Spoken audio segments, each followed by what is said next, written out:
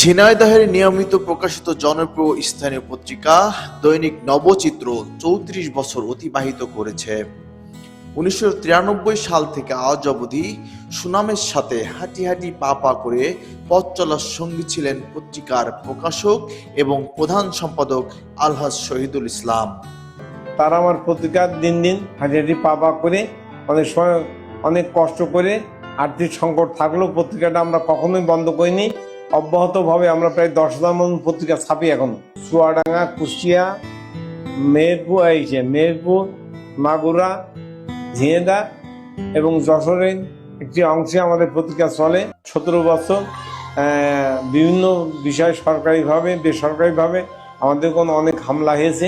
আমার এই পত্রিকা চালাতে গিয়ে 50টার অধিক আমি মামলা খাইছি, কোর্টে গিয়েছি, জেলে গিয়েছি। তারপরও আমি পত্রিকা অফিসে আহত হয়েছি। আমাকে দুর্বৃত্তরা তাদের বিরুদ্ধে খবর লেখার কারণে আমাকে কুপিয়েছে। আমি জীবন মরণ ঝুঁকি নিয়ে সত্যের মুখোমুখি প্রতিদিন, সত্য প্রকাশই আমাদের ব্রত, এই স্লোগান নিয়ে আমরা 34 বছর হাঁটি হাঁটি পা পা করে পত্রিকা চালিয়ে যাচ্ছি। একঝাঁক তরুণ সাংবাদিক আমাদেরকে এই করেছে, নিঃস্বার্থ পরিশ্রম সহ সাপোর্ট দিয়ে যাচ্ছে, সহযোগিতা করছে, সে কারণে পত্রিকা চালানো সম্ভব হয়েছে।